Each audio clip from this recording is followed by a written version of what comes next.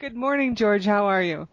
Good morning. I'm doing very well. A little sleepy, but very well. Well, thank you very much for getting up and making yourself available for some questions. Sure. I mean, you too. It's early where you are, just plus 1 hour. um, Much can be understood by the fantasy lives that we create. Many of us invest a great deal of time to project ourselves as we wish to be seen here. In some worlds, the look of our avatars, the towns and alliances and guilds we create, and the deeds that we are judged by give clues to the anonymous person behind the keyboard. What was the first game you created an alter ego in? And tell us a little bit about that character. Right. Well, I mean, you said it so well. Anonymity and the chance to play your inner hero in that anonymous world is what I think attracts a lot of people. I guess the very first one would have been like, those Wolfenstein 3D, maybe if I go back far enough, where you got to pick up a gun and shoot people and there were no repercussions. It was so cool. I remember that game. And then they, went to Doom and then Quake and then all the other copycats.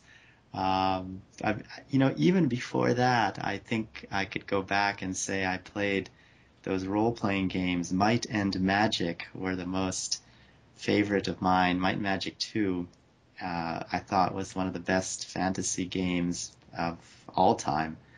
But of course, that's all single-player stuff, and the real alter ego kicked in when EverQuest came out in 1999, and I got to run around with a bunch of other crazy anonymous people who were singing poetry and talking about anything they could think of while beating up crocodiles and running around without your clothes on at times. Because we could. It was just awesome. So I played EverQuest for 2 years, a lot more than I should have. It was my first experience at an MMO, and I met so many people, went through so many real life experiences. We even met in person. I drove down for 6 hours to somewhere in the U.S. Where even was it? Somewhere in Washington, and we brought our computers so we could do a LAN party. The people and some people drove like across the U.S. from the East Coast to the West Coast just to spend a weekend to see each other in real life. Um, yeah, that was back in 2000, and it was a lot of fun. I mean, looking back, I learned so much about myself, about, this anonymity that we were living in and the real people behind it when we got to meet in person finally. But it was a big time sink, and I wouldn't want to do that again, at least not at that intensity. It's funny how we weren't expecting to form those close bonds, were we? No, that's the whole thing. I thought it'd be like Skype or back then ICQ. You chat with a few people, and with EverQuest, it was 4 a.m. in the morning. Your friend died in the bottom of the dungeon. You did not go to bed until you helped recover his corpse. No questions asked. The other four people in the party, exactly, you don't have to ask people to stay up. It was this bond, this camaraderie. Like this was no man or woman, left back. I never experienced anything like it before. What type of games do you play now then?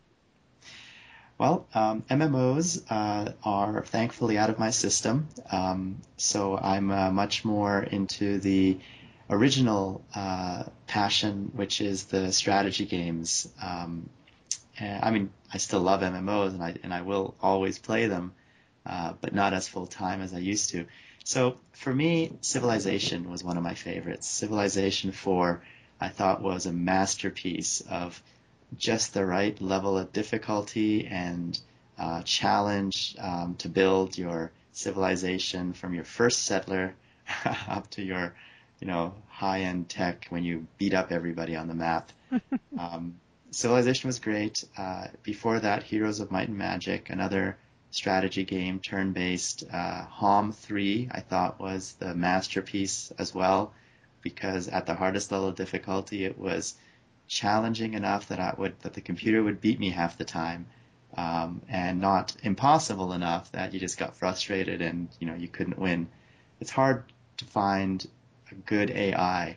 Of course, when you're playing against a human, it's pretty easy to find better players.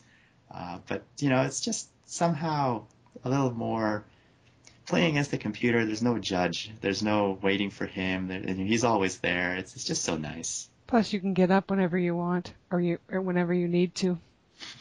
Right. There's no waiting around, and but of course, No 4 a.m. If I had a choice, I prefer playing with people. It's not that I prefer the AI. It's just more convenient. But yeah, no 4 a.m. After meeting someone for the first time, what is the one thing you will hope they take away from the moment? Oh, do you mean in the game or in real life? In either. Well, I mean, for me, I always hope that we will meet again. It's great to meet one person for one time and have that memory, but I'd love that, talking to people again. If it's just a one-time event, it's kind of like, you watch a movie and all you have is that memory of it. But if you can learn more the next time, that's what I hope is, to continue a relationship. Few of us combine our livelihood with our fantasy world such as you have. When did TGN become a reality? Actually, TGN didn't start off as the game net. We started off as, hey, there's this game called Ebony. It looks pretty cool. Let's build a wiki for it and see what happens.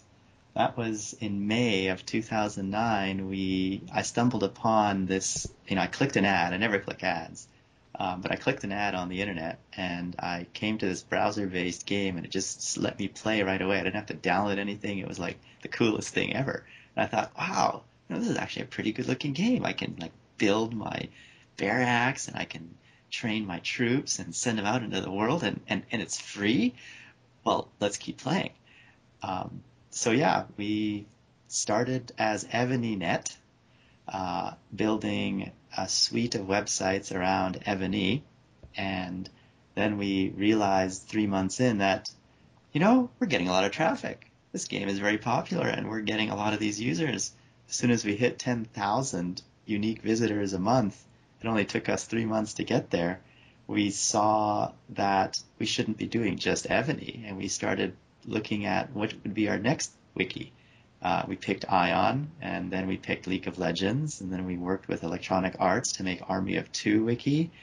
And 12 wikis later, we realized we got to do something and give this a better name. And it took us a while to find a domain name that was available that had the word game in it, because everything game is taken. It's crazy.